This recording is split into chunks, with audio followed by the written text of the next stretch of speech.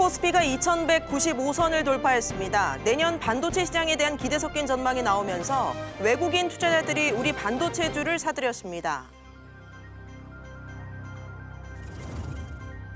정부가 9억 원이 넘는 아파트를 주 대상으로 내년에 공시가격을 시세 대비 최고 80%까지 올리기로 했습니다. 고가주택 보유자나 다주택자들의 세금 부담이 커질 전망입니다. 우리나라 가구당 부채가 8천만 원에 가까운 것으로 나타났습니다. 특히 30세 미만 청년들의 빚이 급증했습니다.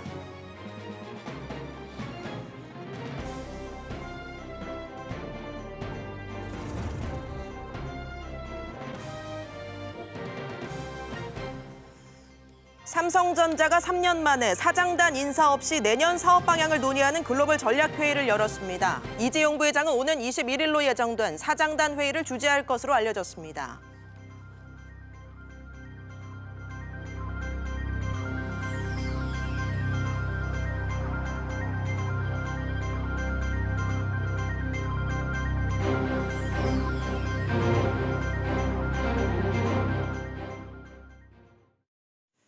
시청자 여러분 안녕하십니까? 12월 17일 비즈플러스 시작합니다. 첫 소식입니다. 오늘 국내 증시가 외국인 매수세에 힘입어 2195선을 돌파해 2200선 코앞까지 올랐습니다.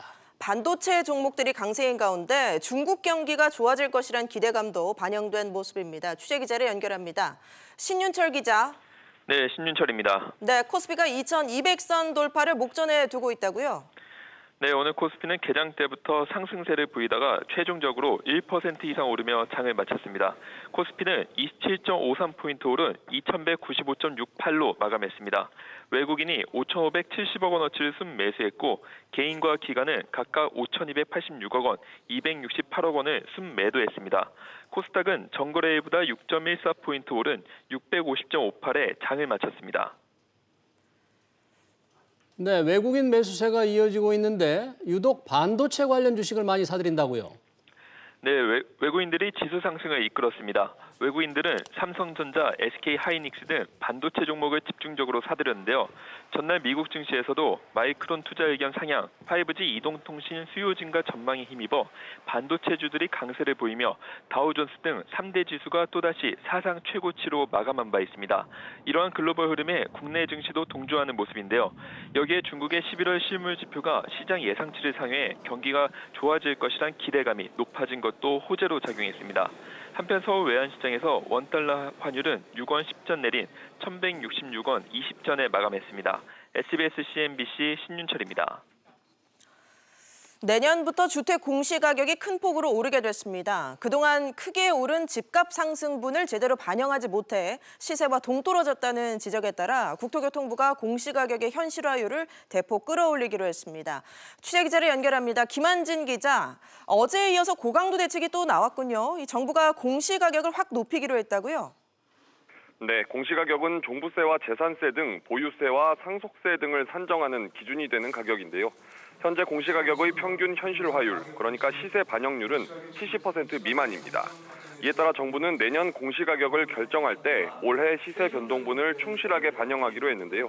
올해 말 기준 시세에다 현실화율 등을 곱한 가격으로 산정됩니다. 네, 그렇다면 현실화율이 어느 정도까지 높아지는 건가요? 우선 아파트와 같은 공동주택의 경우 9억 원 이상부터 금액 구간별로 시세 반영률이 달라지는데요. 시세 9억 원에서 15억 원 공동주택은 70%, 그리고 15억 원에서 30억 원은 75%, 30억 원 이상은 80%로 집값이 비쌀수록 시세 반영률이 높아집니다. 올해 공동주택 공시가격 현실화율이 평균 68% 수준인 것과 비교하면 많게는 12%포인트 이상 올라갑니다. 다만 가격대별로 상한선을 둬서 공시가격이 지나치게 오르지 않도록 하기로 했는데요. 9억 원에서 15억 원 주택은 최대 8%포인트, 15억 원에서 30억 원은 10%포인트, 그리고 30억 원 이상의 경우 12%포인트까지만 공시가격 상승 비율이 늘어날 수 있습니다. 네, 공시가격의 신뢰성에 대한 지적도 나왔었는데 이에 대한 방안도 나왔습니까? 네, 우선 주택에만 적용된 공시비율 80% 기준을 내년부터 폐지하기로 했습니다. 그동안 공시가격이 한꺼번에 높게 정해지는 것을 막기 위해 공시가격을 시세의 80% 이하로 제한하는 공시비율을 주택에만 적용해 왔는데요. 이 때문에 토지와 건물을 합친 단독주택 공시가격보다 토지만 따진 공시지가가 더 비싸지는 역전 현상이 벌어지기도 했습니다. 그래서 공시비율 기준을 폐지해서 이 같은 부작용을 막기로 한 겁니다. 또한 깜깜이 공시 논란을 막기 위해 가격대별 현실화율 등 관련 통계를 공개하고 공시가격 결정에 활용한 시세 정보도 공개하기로 했습니다. 국토교통부에서 SBS CNBC 김한진입니다. 우리 국민들은 많이 벌수록 빚을 더 내서 내 집을 산 것으로 나타났습니다. 당연히 집값이 폭등한 데 따른 과실도 고소득층에게 돌아갔는데요. 정부가 어제 부동산 대책을 발표하면서 대출을 바짝 옥죄는 이유도 이 때문입니다. 장가희 기자가 보도합니다. 정부는 규제 지역에서 시가 15억 원이 넘는 초고가 아파트를 살 경우 담보대출을 아예 금지시키는 초유의 부동산 대책을 내놨습니다. 이 같은 대책을 내놓는 데는 잘 살수록 빚을 더 지더라도 집을 산다는 통계와 무관하지 않습니다. 소득 최상위 계층의 자산이 3.5% 증가하는 동안 최하위 계층은 2.8% 감소했습니다. 이들의 평균 자산은 7.2배 차이가 나는데 자산의 대부분은 부동산이 차지했습니다. 소득이 높을수록 부채를 끼고 주택을 구매하는 경향이 두드러졌습니다. 이 때문에 소득 최하위 계층의 부채가 1년 전보다 0.2% 줄어드는 동안 4분위는 8%, 5분위는 3.3% 증가했습니다. 전체 부채에서 차지하는 비중은 5분위가 40%를 웃돌았습니다. 우리나라 가구당 부채는 1년 전보다 3.2% 늘어나며 8천만 원에 육박했습니다. 연령대별로 40대 평균 부채가 1억 원으로 가장 많았지만 30세 미만 청년 가구의 경우 부채 규모 증가율은 가장 컸습니다. 30세 미만의 부채 증가는 역시 자산 증가와 맞물리는 현상입니다. 자산 취득과 동시에 부채가 증가한 것으로 파악하고 있습니다. 한편 금융부채를 보유한 가구 중 절반 이상은 원리금 상환이 부담스럽다고 응답했습니다. SBS CNBC 장가입니다. 고소득층과 저소득층 간의 소득 분배 상황이 나아진 것으로 조사됐습니다. 정부는 소득주도 성장의 성과라고 강조하고 나섰지만 재정에 기댄 측면이 강해서 세금주도 성장이란 지적이 나오고 있습니다. 손석우 기자가 보도합니다. 소득 하위 20%와 상위 20%의 격차를 나타내는 소득 5분위 배율입니다. 배율이 커질수록 소득 격차가 크다는 뜻인데 지난해 6.54배로 떨어지며 2011년 이후 가장 낮았습니다. 또 다른 소득 분배 지표인 상대적 빈곤율도 지난해 16.7%까지 떨어졌습니다. 소득 재분배 정책에 따른 분배 개선 효과가 확대됐다는 게 정부의 설명입니다. 기초연금을 25만 원으로 인상했다거나 아동수당이 지급됐다거나 혹은 실업급여의 수준 인상 등과 같은 각종 복지급여의 확대가 공적 이전 소득의 재분배 기능을 높이는 것으로. 그러나 정부의 재정에 기댄 성과라는 지적도 끊이지 않고 있습니다. 소득에서 세금이나 보험료 등 사회복지성 지출을 뜻하는 비소비 지출은 6.2% 증가해 처음으로 1,000만 원을 넘겼고 이 가운데 세금은 전년 대비 3.3%가 오른 354만 원에 달했습니다. 지난해 2017년 대비 11.7%가 올라 역대 최고 증가율을 기록한 뒤 연거푸 상승했습니다. 잘 사는 사람들의 소득이 거의 증가하지 않아서 소득 배율이 낮아진 거니까 그렇게 긍정적이라고 볼 수 없는 부분이 있다는 거죠. 저소득층 역시 근본적인 소득 개선은 제자리인데 반해 부족한 소득을 정부가 세금으로 메우는 상황이 반복되고 있다는 지적입니다. SBS CNBC 손석우입니다. 내년부터 생계급여 수급자는 근로소득이나 사업소득의 30% 금액까지 공제받을 수 있게 됩니다. 취재기자 연결해 자세한 내용 알아보겠습니다. 김성훈 기자, 생계급여 수급자 혜택이 늘어난다고요? 네, 보건복지부는 만 25세에서 64세의 기초생활보장 생계급여 수급자에 대한 근로사업 소득공제를 30%까지 확대하는 국민기초생활보장법 시행령 개정안이 오늘 국무회의를 통과했다고 밝혔습니다. 생계급여는 법으로 정한 최저보장 수준에서 소득 인정액을 뺀 만큼 지급되고 있는데요. 기존 10%였던 소득공제율이 30%로 높아져 생계급여가 더 늘어난다는 게 복지부의 설명입니다. 개정안은 또 생계급여 수급자 공제 대상을 기존 장애인과 노인, 청년 등 특정 계층에서 25세에서 64세의 근로 연령층으로 확대했습니다. 네, 그러면 얼마나 많은 가구가 혜택을 보게 되나요? 네, 지난달 말 기준 전체 기초생활보장 수급자는 187만 명에 달합니다. 이 가운데 생계급여 수급자는 123만 명이었는데요. 복지부는 이번 시행령 개정으로 7만여 가구의 생계급여가 전보다 늘어날 것으로 내다봤습니다. 또 2만 7천여 가구가 생계급여 지원을 새로 지원받을 수 있을 것으로 전망했습니다. SBS CNBC 김성훈입니다. 삼성전자 서비스 노조를 와해한 혐의로 재판에 넘겨진 이상훈 삼성전자 이사회 의장에게 실형이 선고됐습니다. 오늘 나온 1심 판결 내용 취재기자 연결해 알아보겠습니다. 이한나 기자. 네, 이한나입니다. 삼성전자 서비스 노조 와해 의혹 사건 1심 판결 어떻게 나왔습니까? 네, 서울중앙지법은 오늘 삼성전자의 자회사인 삼성전자 서비스 노동조합 와해 작업에 개입한 혐의로 기소된 피고인 32명에 대해 판결을 내렸습니다. 이 중 모두 26명에게 유죄가 인정됐는데요. 재판부는 7명에게는 징역형을 선고하는 동시에 모두 법정 구속했습니다. 특히 이상훈 삼성전자 이사회 의장과 강경훈 부사장은 각각 징역 1년 6개월을 선고받고 법정 구속됐습니다. 또 노사관계를 관리하면서 이 의장 등에게 이를 보고한 목장균 전 삼성전자 인사지역 그룹장 등 5명에게도 징역형이 내려졌습니다. 다만 함께 기소된 원기찬 삼성카드 대표와 박용기 삼성전자 부회장, 정금용 삼성물산 대표 등에도 유죄가 인정됐지만 집행유예가 선고됐습니다. 네, 이들이 어떤 혐의로 재판에 넘겨졌었죠? 네, 이 의장 등은 삼성그룹 미래전략실, 삼성전자 경영지원실 등에서 노사 업무를 수행했었는데요. 이들은 지난 2013년 삼성전자 서비스의 노조가 설립되자 노조 와해 작업을 벌인 혐의로 기소됐습니다. 삼성전자 미래전략실이 마련한 그룹 노사 전략을 바탕으로 협력업체 폐업, 노조원 표적 감사 등을 수행한 것으로 조사됐는데요. 이외에도 2014년 노조 탄압에 반발해 스스로 목숨을 끊은 염호석 삼성전자 서비스 지회 양산센터 분회장의 장례가 노동조합장으로 치러지는 것을 막았습니다. 당시 염씨 아버지에게 6억여 원을 건네고 경찰을 동원해 염씨 시신을 빼앗은 혐의도 받고 있습니다. 이번 선고로 지난 2013년 삼성그룹에서 작성한 S그룹 노사 전략이 처음 공개된 뒤 삼성전자 서비스와 에버랜드 노조 와해 사건의 1심 재판은 6년 만에 모두 마무리됐습니다. SBS CNBC 이한나입니다. 정부가 인공지능, 즉 AI 산업을 발전시킬 종합청사진을 내놓았습니다. AI를 국가 성장의 동력으로 삼기 위한 것인데요. 취재기자 연결해 구체적인 내용을 알아보겠습니다. 최나리 기자. 네, 최나리입니다. 정부가 AI 강국으로 발돋움하기 위한 전략을 발표했다고요? 네, 정부는 문재인 대통령 주재로 열린 국무회의에서 인공지능 국가 전략을 발표했습니다. 인공지능의 인지, 학습 추론 기능을 활용해 경제, 사회 전반을 혁신하려는 범정부 차원의 방안이 담겼습니다. 앞서 문재인 대통령은 지난 10월 인공지능 기본 구상을 발표한 바 있습니다. 이번 AI 전략이 마련된 배경은 무엇입니까?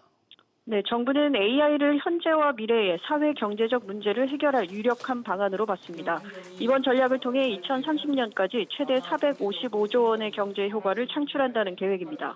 현재 경제협력개발기구 기준 32인 삶의 질 영역을 10위까지 끌어올리겠다는 목표도 내놨습니다. 인공지능으로 인한 거대한 문명사적 변화를 기회로 활용하여 경제사회를 포괄하는 혁신 과제를 담아냈다는 점에서 그 의미가. 네, 야심찬 계획인데 주요 내용도 좀 설명해 주시죠. 네, 정부는 3대 분야 아래 9개 전략과 100개 실행 과제를 마련했습니다. 우선 차세대 지능형 반도체에 2029년까지 1조 96억 원을 투자합니다. 이 밖에 제조 분야의 스마트 공장 확충 등 AI 활용을 점차 전 산업 분야로 확대합니다. 또 AI 분야의 과감한 규제 혁신을 위해 포괄적 네거티브 규제 로드맵을 수립하고 기본 법제 등도 마련합니다. 전 국민이 AI를 활용할 수 있도록 교육 체계도 재정비합니다. AI 기술 발전 혜택이 특정 계층에 집중되는 것을 막기 위해 안전망도 확충합니다. SBS CNBC 최나리입니다.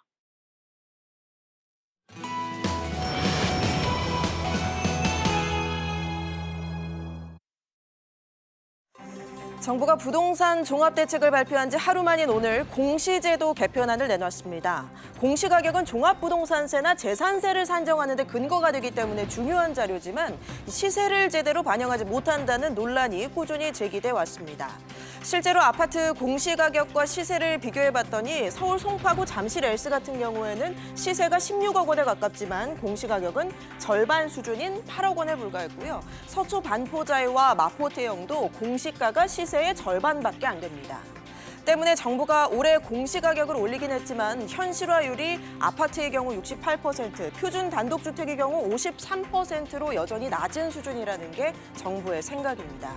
또 공시가격 산정 과정이나 절차가 투명하게 공개되지 않는 이른바 깜깜이 논란도 있습니다. 이런 지적과 논란을 감안해서 정부는 내년에 공시가격 현실화율을 최대 80%까지 높이겠다는 계획입니다. 오늘 집중진단에서는 정부의 공시가격제도 개편 방향과 이에 따라 세금 부담은 얼마나 커질지 짚어보겠습니다.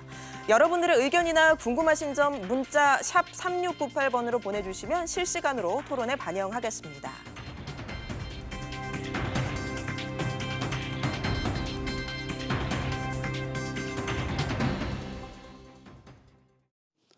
방금 보신 대로 정부가 연일 부동산 대책을 내놓고 있습니다. 어제에 이어 오늘은 공시가격 현실화 방안도 발표했습니다. 어제 대책을 발표한 지 하루 만에 시장 반응도 상당히 주목되는데 오늘 집중진단에서는 연일 발표되는 부동산 대책이 과연 시장에 어떤 영향을 미치는지 자세히 알아보겠습니다. 오늘 고종환 한국자산관리연구원장님 그리고 조중식 세무사님 자리하셨습니다. 어서 오십시오. 네, 안녕하십니까. 네. 안녕하세요. 고종환 원장님, 네. 자 어제 대책을 종합 대책을 발표하고 오늘 네. 공시가격 현실화제도를 발표했는데 네. 저희가 공시가격 현실화제도 내용은 조금 이따 자세히 이제 한번 알아보기로 하고요.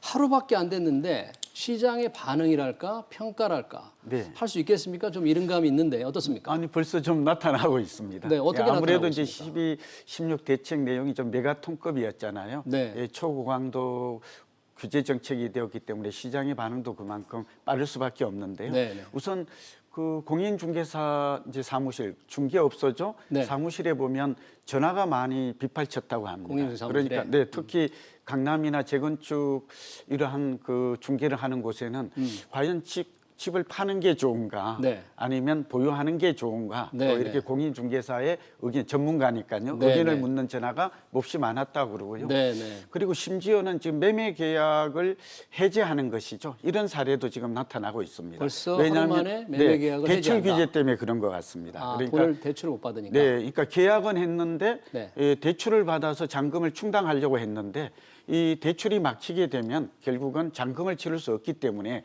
공인중개사가 중간에 이제 조정을 해서 말하자면 계약금을 돌려주고 계약을 좀 무산시키는 이런 일도 많지는 않지만 벌어졌다고 합니다. 어제 발표한 내용을 보면은 시가 15억 이상은 아예 대출이 전혀 안 되는 거죠. 예, 원천적으로 금지가 되었죠. 네, 그러니까 네. 강남의 아파트는 대개 15억 이상이잖아요. 네, 네. 대개 30평대가 뭐 25억에서 30억 하니까 네. 대부분이 10가구 중에 6가구 내지 7가구가 지금 15억 이상에 해당이 되는 거거든요. 네, 그러니까 네. 계약했던 많은 사람들이 좀 우왕좌왕하는 그런 현상이 혼란스러운 모습이 나타나고 있고요. 네, 그다음에 이제 은행 창구가 몹시 전화가 문의가 빗발쳤다고 그럽니다. 은행들. 네, 네. 은행에는 이런 문제예요. 말한 계약은 했는데 네. 지금 현재 대출 신청을 한 사람과 하지 않은 사람 간에 이게 명암이 엇갈리고 있습니다. 기준은 어떻게 그러면 돈을 못 받는 기준은 어떻게 됩니까? 네, 이렇게 대출 기준 이게 몹시 중요한데요. 네. 은행에서 오늘 나온 저도 오늘 알은 정보인데 네. 매매 계약을 체결하고 계약을 은행에 체결하고.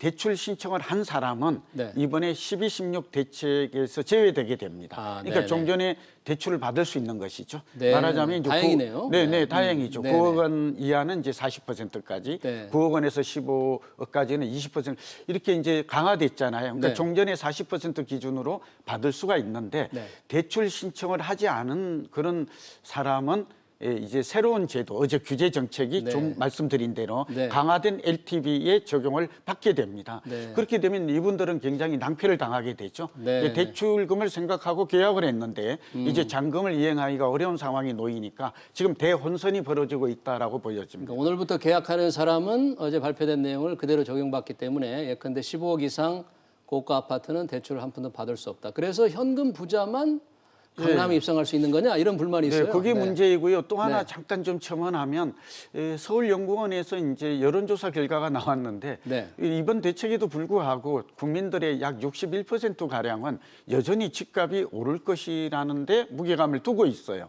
그러니까 이번 대책에도 불구하고 집값이 오를 거라고 생각하는 국민들이 좀 많다는 점. 아니, 어제 대책 발표 이후에 조사한 겁니까 그게? 네, 그런데 이제 보도 내용만 지금 보면 네, 저도 네. 기사를 참고한 거라서 네, 네. 여전히 국민들은 집값이 오를 거라고 생각하는 사람이 네. 많다라는 그런 것이고요. 제가 오전에 흥미로운 점은 네. 인터넷을 잠깐 검색했더니 은평이라든지 강북 지역 네. 이번에 이제 분양가 상한 지역에서 이제 확대 지정이 됐잖아요. 네, 네. 제외됐던 지역에서 오히려 매물이 오히려 그 매물 호가라고 그러죠. 거래는 되지 않았지만 가격이 몇 천만 원 오릅니다. 제가 오늘 확인한 것은 호가가 오른다? 네, 그러니까 오히려 집값이 더 오를 것이라고 생각한 비규제 지역에서 네. 풍선 효과 때문인지 이거는 정확하게 아직 진단이 어렵습니다만 네. 오히려 지금 오전에 올라온 매물을 보면 고가 매물이 그러니까 한 10억 5천 정도에 거래됐던 것들이 네. 뭐 11억 5천이나 12억 원의 매물이 등장하고 있다는 것은 상당히 좀 이채롭다라고 볼 수 있습니다. 어제 정부에서는 이렇게 가격을 부추기는 전문가들 얘기도 했었는데 고정환 의원이 이렇게 오른다고 예상하는 사람이 많다는 게 조금 괜찮겠습니까? 아닙니다. 저는 저기 어제 네. 많은 뭐 네. 연합뉴스도 그렇고 네. 제가 언론을 통해서 매일경제도 그렇고 저는 네. 집값이 앞으로 이제 좀 오르기 어렵다. 그렇죠. 저는 네. 좀 하향 안정될 것이다 이렇게 예측했습니다. 네, 네.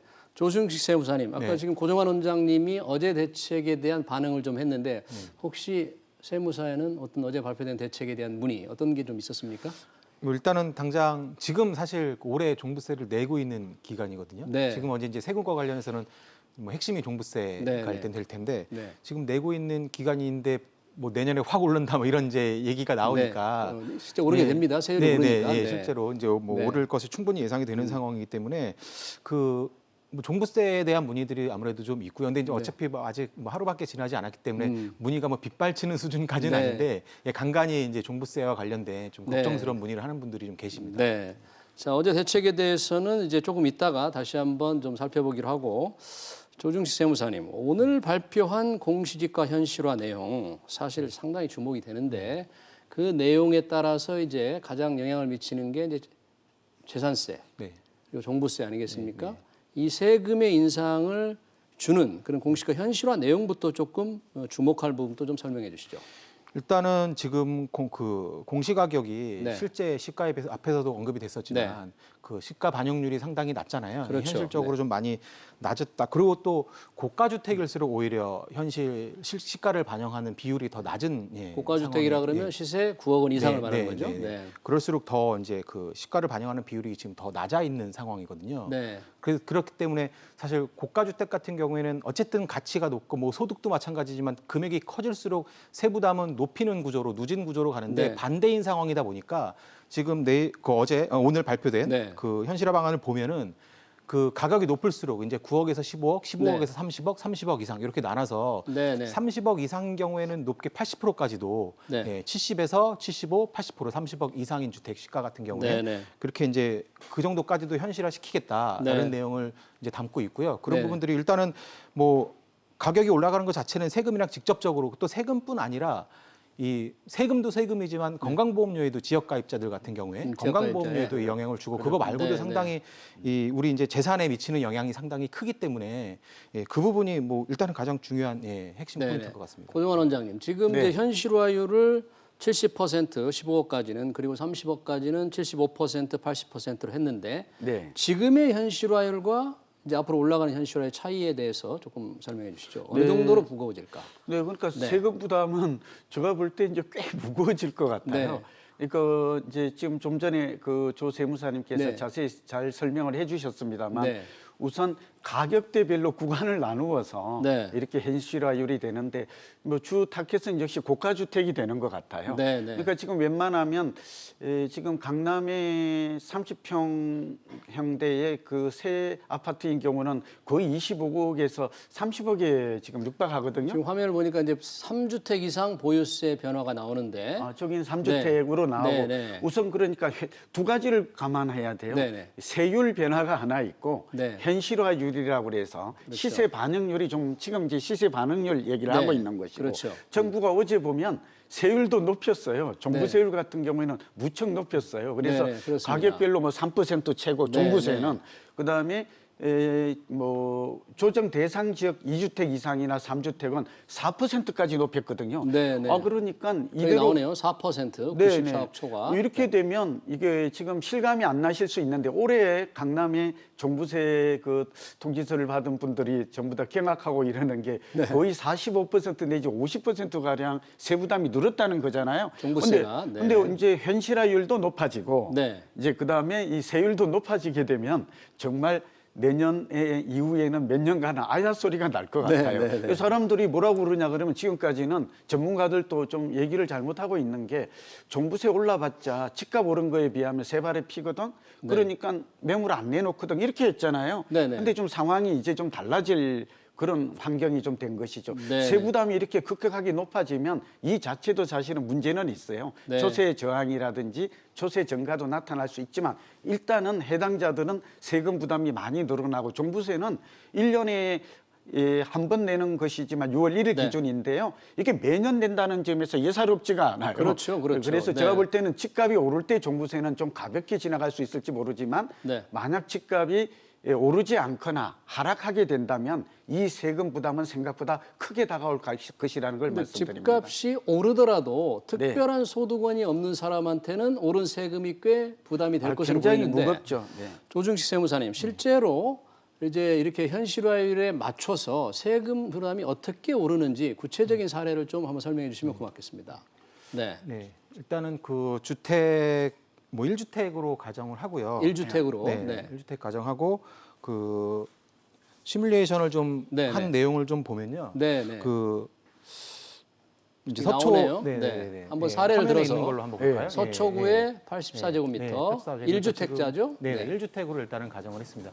현재 시세가 이제 올라서 34억이 된 거죠. 과거에는 이거보다 낮았겠지만 그리고 공시가격이 이제 올해 19년에는 19억이었는데 이게 이제 내년에 그 지금 올해 현실화 오늘 발표된 내용에 따르면 한 27억까지도 이 주택 같은 경우 오를 걸로 예상이 되거든요. 현실화율로 한다면 27억. 그래서 이제 27억으로 올라간다면 또 말씀하신 대로 세율도 지금 개정이 되지 않았습니까? 내년부터 오르게 됩니다. 세율이. 거기에 공정시장 가액 비율도 원래 예정에 따라서 5%포인트 또 올라가고 하다 보니까 그 이제 원래 산출된 금액 19년에는 한 958만 원 정도 되던 게 20년에는 2,400만 원으로 사실 엄청나게 늘어나는 몇 배가 오르는 거예요? 그런데 사실 그나마 이 경우에는 다행인 게 그 1주택자이기 때문에 세부담 상한이라는 게 있거든요. 세부담 상한이 150%로 50% 1주택자일 경우에 그러다 보니까 이제 그나마 한 1,400만 원, 1,500만 원 조금 안 되는 금액 정도에 세부담 상한을 고려하니까 이제 1,490만 원으로 세금 부담이 좀 덜 오르게 되네요. 그런데 만약에 이 사람이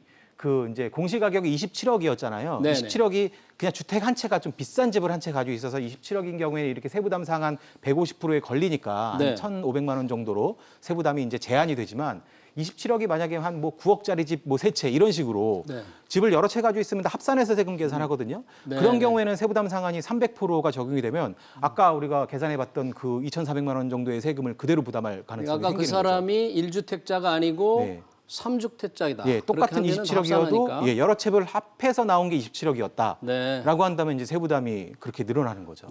어떤 보도를 보니까 고정환 원장님, 뭐 종부세가 1억 가까이 되는 집도 있을 수 있다 그러던데 그게 가능합니까? 가능하죠. 어떻게 되는 게? 아니 가격이 이제 아까 조 세무사님 잘 말씀하신 대로 3주택 이상, 조정 대상 지역의 2주택 이상은 종부세 비율이 4%거든요. 그러니까 어마어마한 거죠. 그러니까 집값이나든지 여러 채의 주택 가격이 굉장히 많으면 그 정도 가능할 것 같고요. 흥미로운 점은 많은 뭐 10억이든 100억이든 이렇게 100억 정도 이렇게 되면 94억이 넘어가니까 말이죠. 이렇게 되는 것들은 잘못하면 한 30년 정도 지나면 집값이 오르지 않으면 집값이 깡통주택으로 바뀝니다. 그러니까 말하자면 세금만 내다 보면 집값만큼 바뀌는 이런 극단적인 사례도 물론 그럴 가능성은 높지는 않지만 그런 문제가 발생해서 이번에 어쨌든 정부의 대책은 고가주택과 특히 9억 원 이제 제가 직격탄을 받은 것은 15억 원 이상이고요. 15억 예, 이상. 2주택 이상의 다주택, 특히 3주택자는 직격탄을 맞았다. 말 그대로 세금 폭탄이 맞을 준비를 해야 한다는 것을 정부가 미리 예고하고 있습니다. 그러니까 9억 원 이상의 고가주택 또는 다주택자들은 네. 세금 내기 힘들면 집을 팔아라. 네. 팔지 않으면 각오해라. 뭐 이런 거겠네요. 네, 근데 앵커님 여기서 네. 한 가지 좀 짚고 넘어갈 게 제가 네네. 뭐 집을 가진 자들을 두둔하는 건 아니고요. 네네. 이 9억 원이라는 게 이제 현실성이 낮아요. 우리가 오늘 지금 뭐 조세 지금 공시 가격에 고가주택의 기준으로 9억 네, 원이 9억 원이 왜 그런가 하면 언제 서울 결정이 됐었죠, 이게? 꽤 그게 오래된 견지가 거죠? 오래됐죠. 네, 근데 네. 그동안 집값이 올라서 네. 단적인 예를 하나 들면 서울의 한 채당 아파트의 평균 가격이 8억 8천만 원이라는 통계가 있습니다. 서울에, 네. 예, 평균 가격이 8억 8천인데 9억이 고가주택이라는 것은 현실과 좀 안 맞고요. 네. 예, 제가 보기에는 오히려 이번에 정한 15억 원이 맞는 것 같아요. 네, 갑자기 지금 15억 원이 등장을 해서 네. 이게 대출 규제 LTV 그러니까 주택담보 인정 비율을 정하면서 나왔잖아요. 네. 그러니까 15억 원 이상이 되어야 적어도 고가 주택으로 이렇게 말할 수 있지 않나 싶고요. 네네. 적어도 강남 같은 경우는 이제 30억 정도가 되어야 네. 말 그대로 초고가 주택, 부자 주택으로 말할 수 있는 시대가 되었습니다. 그러니까 부동산 부자들의 기준을 경제 성장이나 이런 데 물가 상승에 맞춰서 조금 더 올릴 필요가 있다. 예, 집값 그런 수준을 지적이네요. 고려해야죠, 집값 현실적으로. 수준이 계속 올라오기 때문에 네. 예전에 그 9억은 초고가 주택이라고 말하기 어렵다. 예, 이런 건가요? 과거에는 그렇게 됐었어요. 네, 뭐 네, 6억 원에서 또 9억 원 올랐는데 네. 지금은 현실성이 낮아 보입니다. 네네. 조중식 세무사님, 오늘 발표한 공시가격 현실화 중에서 다주택자는 그렇고 9억 원이 안 되는 이하의 사람들에게는 세금 부담이 어떻게 되나요? 일단은 뭐 상대적으로 공시가 인상률이 좀 네. 뭐 고가 주택보다는 좀 이제 낮아지겠죠. 그리고 실제로 9억 원 이하의 주택 제가 이제 실제 계산해 보니까 한 공시 가격이 한 10억 정도. 네. 1주택자 10억 네. 정도 되는 공시 가격. 뭐 그래도 그 정도 되면 또 시가로 따지면 뭐 한 14, 15억 될 수도 있거든요. 네. 예, 어쨌든 공시 가격 기준으로 10억 정도 되는 그런 그 주택을 한 채 가진 분들 같은 경우에는 기존에 뭐 한 200만 원 뭐 전후 세금을 부담했을 거로 예상이 되는데 네. 보유세가.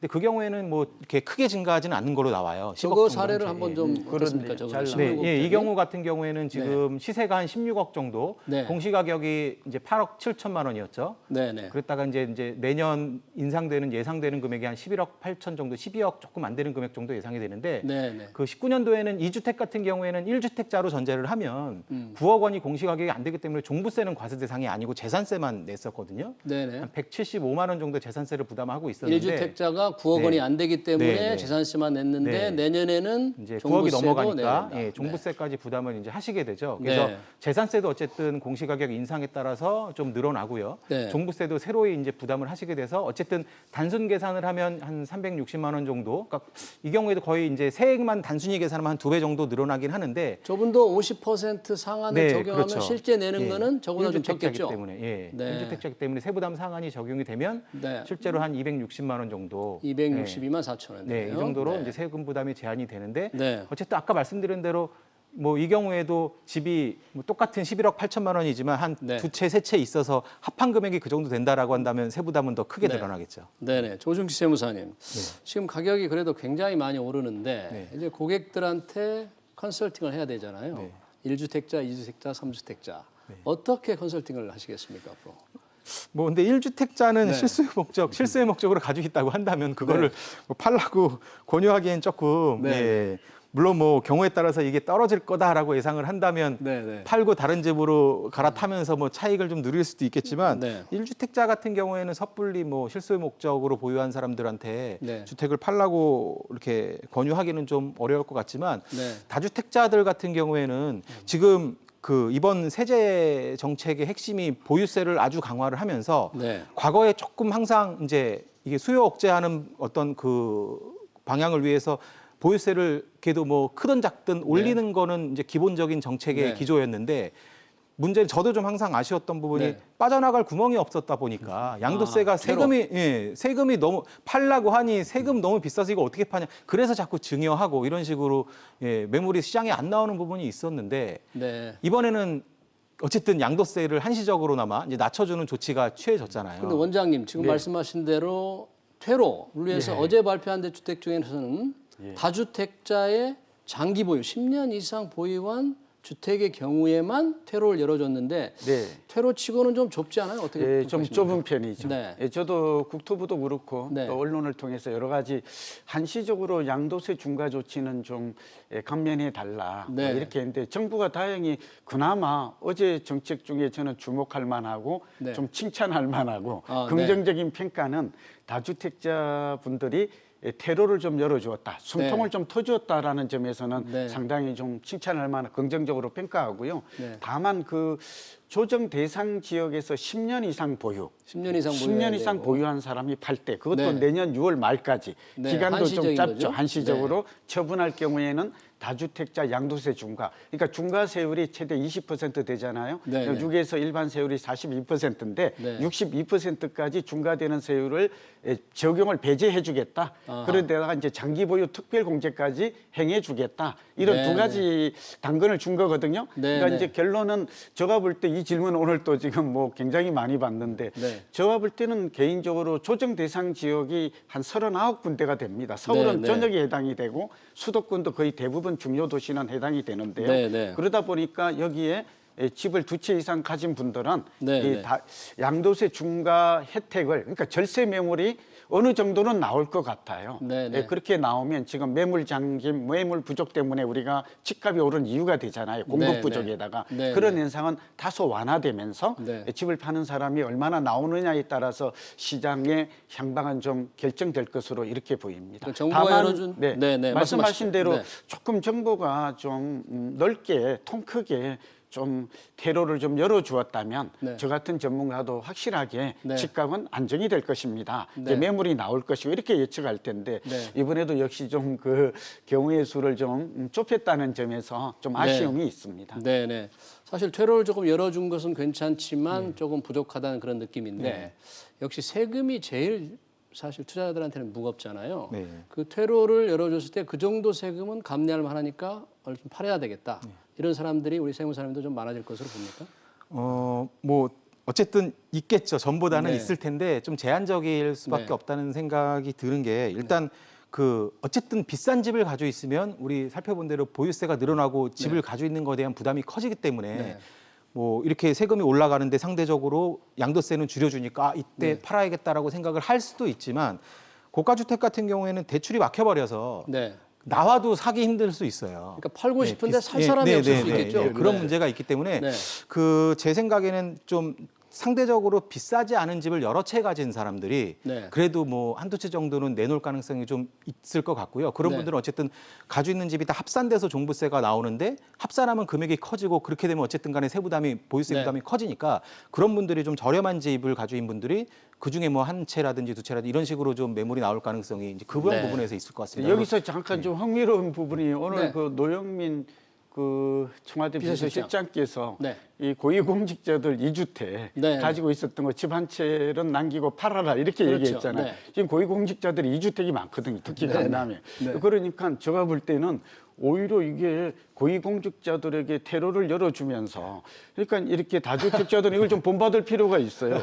그러니까 부동산 경기도 지금 저는 고점에 와 있고 변곡점. 내년부터는 좀 안정 국면으로 전환될 것이다. 네. 그래서 사실은 정부 정책만 제대로 나왔으면 진작에 올해 내에 집값이 잡혔어요. 네. 근데 이렇게 불필요하고 규제 위주 정책이 나오니까 자꾸 이제 공급이 특히 분양가 상한제가 이제 이런 부분 역근형이 극대화된 네. 거잖아요. 네, 그러니까 네. 결국 공급이 없으니까 30, 40대 젊은이들이 이제 공급이 없네. 그러다가 나는 네. 영원히 이 집 없는 거지가 되는 거 아닌가. 네. 이런 불안감 때문에 집을 산 거거든요. 네. 예, 그런 점을 좀 감안하면 이번에 뭐 이거는 우스갯소리일 수도 있습니다만 이 청와대가 이제 고위공직자들에 대해서 퇴로를 집을 열어주고. 팔아라. 네. 예, 퇴로까지 열어주고 네. 아마 이게 고점이 될 가능성도 이제 지나놓고 보면 몹시 흥미로운 그런 그 현상을 좀 발견하게 됩니다. 이번 대책의 결과로 청와대의 지침으로 정부 고위공직자들은 팔 수 있게 된 그런 찬스였다.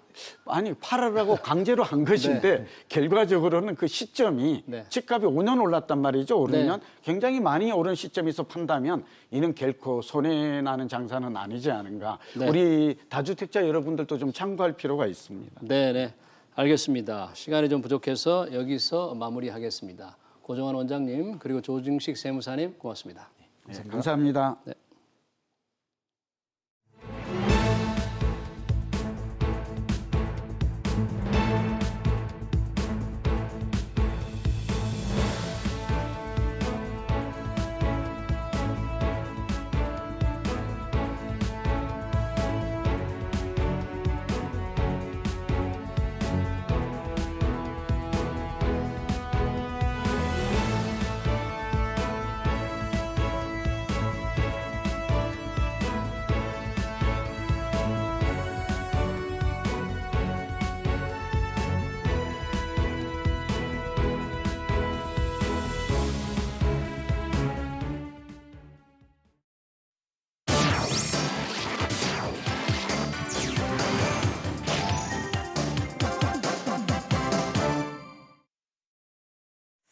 취재 기자들과 함께 오늘의 핫 이슈들을 체크해 보겠습니다. 먼저 첫 번째 이슈입니다.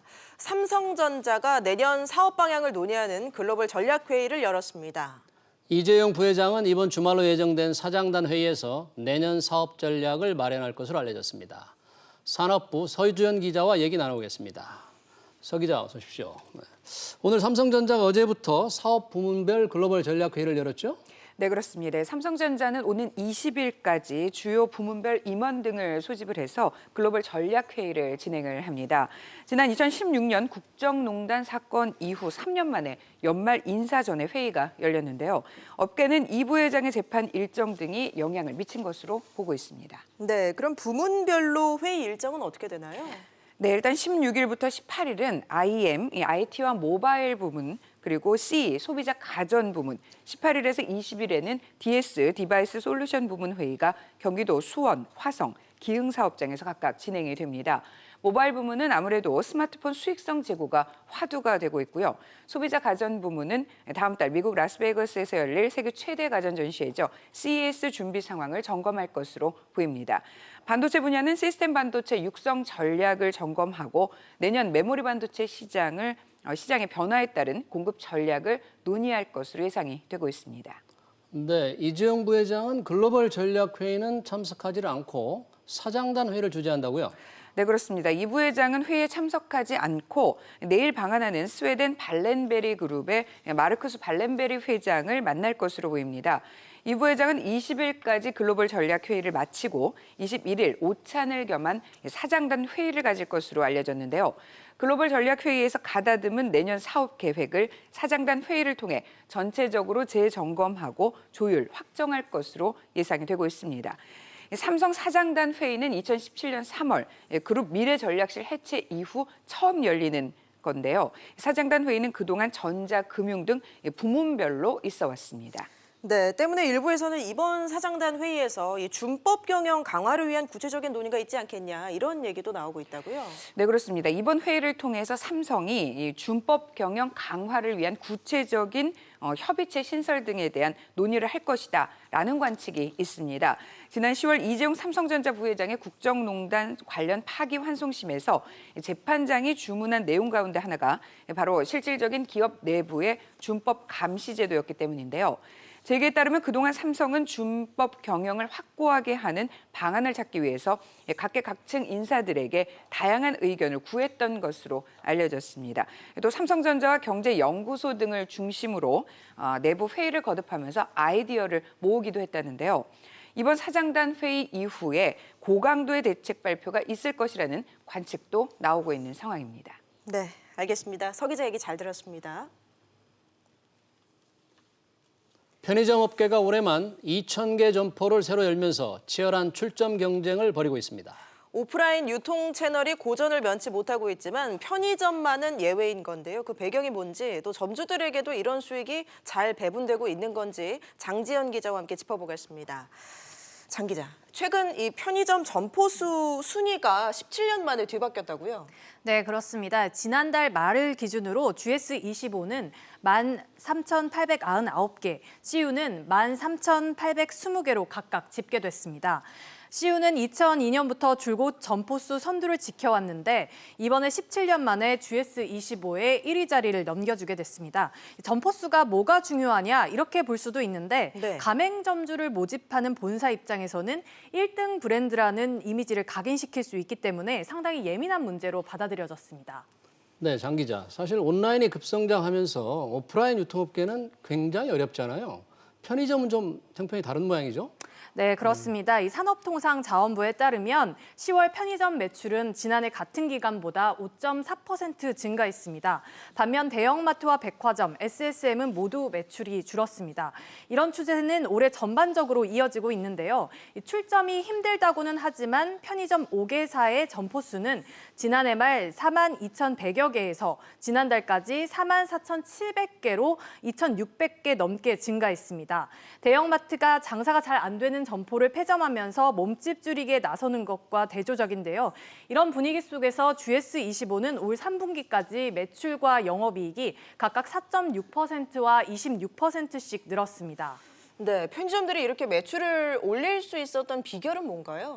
네, 편의점 업체들은 1인 가구 증가 등 생활 패턴 변화에 맞춘 특화 매장 전략을 펼치고 있습니다. 보통 편의점을 방문하면 한 1분 남짓 정도 머물죠.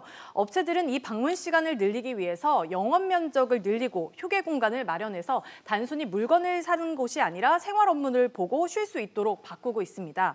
특히 요즘은 카페테리아형 편의점은 주변에서 많이들 찾아볼 수 있는데 한 편의점 업체는 40평 규모로 편의점에서 좌석 15개 정도를 갖추고 국수와 우동 같은 즉석 음식도 제공하고 있습니다.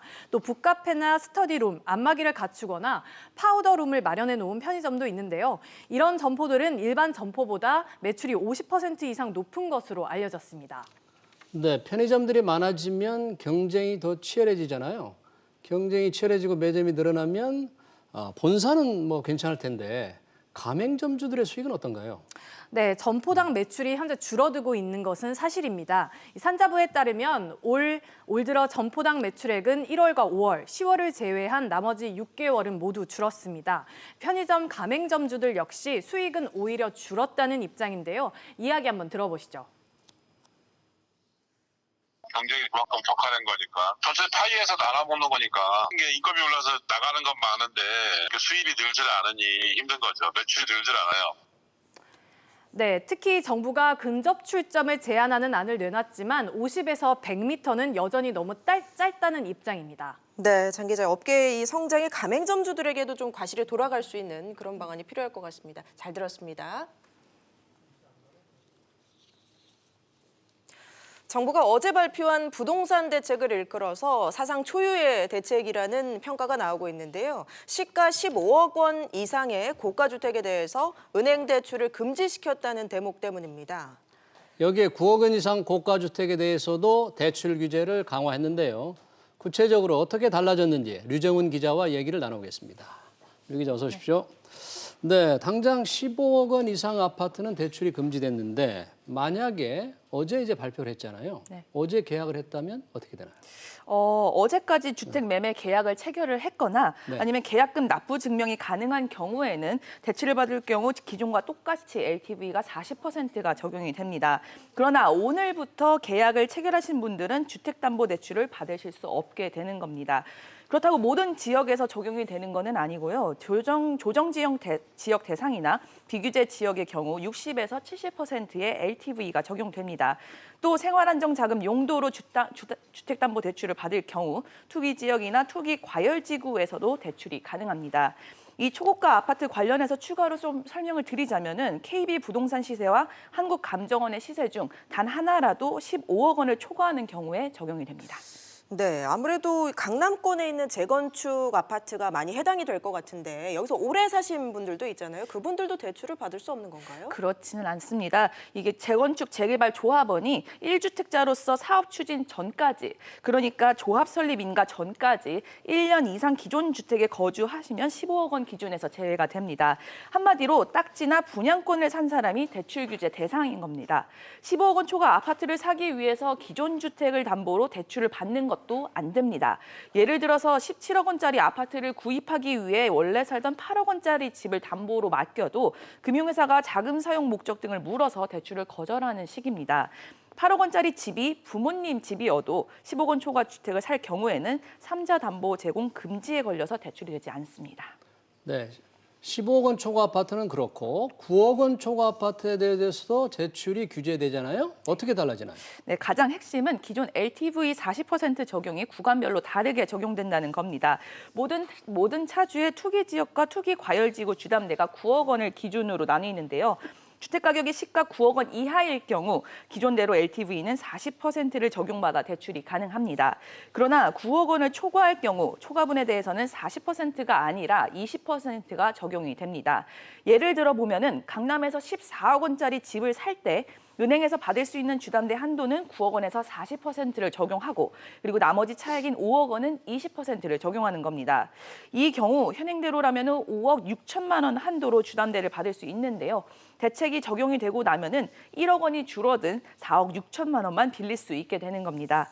이와 관련해서 기존에 이미 대출을 받으신 분들은 변동사항은 없지만 추가 대출을 생각하셨던 분들 중에는 LTV 한도가 줄어들면서 신용대출이 거절되는 분들이 나오실 수 있습니다. 네, 이번 대책에 이제 갭 투자를 잡기 위한 내용도 포함이 되면서 이제 전세까지 잡겠다는 그런 계획이죠. 네, 금융위는 전세 대출을 받은 사람이 9억 원이 넘는 주택을 사는 경우, 또 전세 대출을 끼고 주택을 가지고 있었다가 다른 집을 매매하는 경우를 겨냥한 전세 대출 회수 카드도 꺼냈습니다.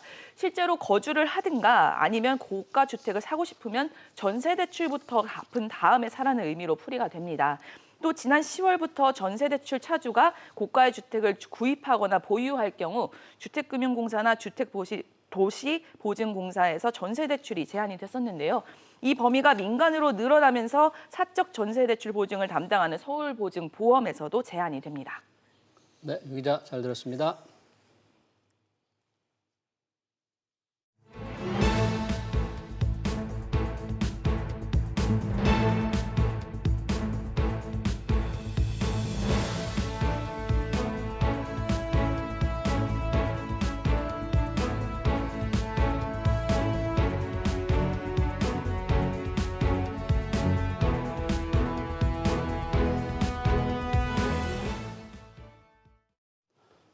정부가 시장을 이기려고 하는 것은 어리석다고 경제학자들은 말합니다. 하지만 정부 대책에 끝까지 맞서는 것 또한 무모하다고 합니다. 부동산 시장 얘기입니다. 연일 징벌적 세제로 부동산 시장을 공격하는 정부. 공급 확대 없이는 결국 집값이 오를 것이라고 믿는 투자자들. 두 진영 간 힘겨루기의 결말이 주목됩니다. 비즈플러스 오늘 준비한 소식은 여기까지고요. 잠시 후 7시에 뉴스 프리즘이 이어집니다. 시청해주신 여러분 고맙습니다.